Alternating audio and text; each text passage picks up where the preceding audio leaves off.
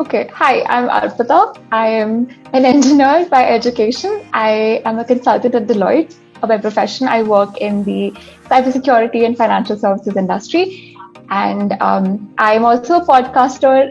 My work with WWF has had me work on a podcast on wetlands conservation, on climate change mitigation. So I'm working on that as well. I think that's just the first thing that I would say I loved about GGI, the community, the people, and just the power of a really strong network, how to build one, how to nurture one. I think the second thing would be just continued education and learning. Through GGI, I was exposed to a spectrum of topics ranging from tech ethics to liberal arts to policy consulting and even management communications. So through the course of the masterclasses and the case-based learning, I understood the power of holistic learning and multidisciplinary learning to succeed in the world of today and to make an impact. And I think just the last thing would be how to build a personal brand and how to stay true to yourself, to your employers, to any colleges you may be applying to. So I think these were the top three things that I absolutely adored about GGI. Oh, I think policy consulting was my absolute favorite. It had a module by Jamia Jowers on conflict resolution and how to build peace and how to involve the local communities in decision making. So I think that was my favorite masterclass. I think all of them were my favorite, but this one was the one that absolutely stood out for me. Okay, through GGI, I was involved with two projects. The first one was a consulting project where we provided insights via external benchmarking for a leading education sector NGO in India. And through that process, I worked with GGI Impact Lab. My teammates were Akanksha and Sonakshi. I learned a lot from everybody because, especially in this project, Akanksha was a Teach for India fellow and Sonakshi was working on marketing and branding for another organization. So all of their expertises and combined with my experience with WWF, it was a great environment for collaboration where we could also be of help to the NGO that was availing the services. I think the second project was a policy paper that I co-authored with 5 wonderful, wonderful people. So we had all working professionals and people with working experience. And it was on reimagining female labor force participation in the country. My mentor was Karan David. He's a consultant with Bain.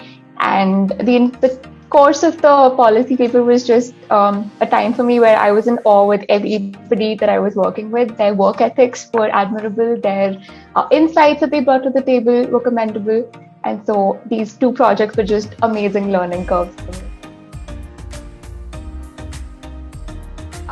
I think talking to people, that's the easiest way to learn, to just ask the right questions and to absorb knowledge. That being said, I think the second learning would be to not always seek value, but to also understand how you can be of best use to somebody, any relationships you form, and how you can add value to, again, employers, colleges, new friends you make, new relationships you start.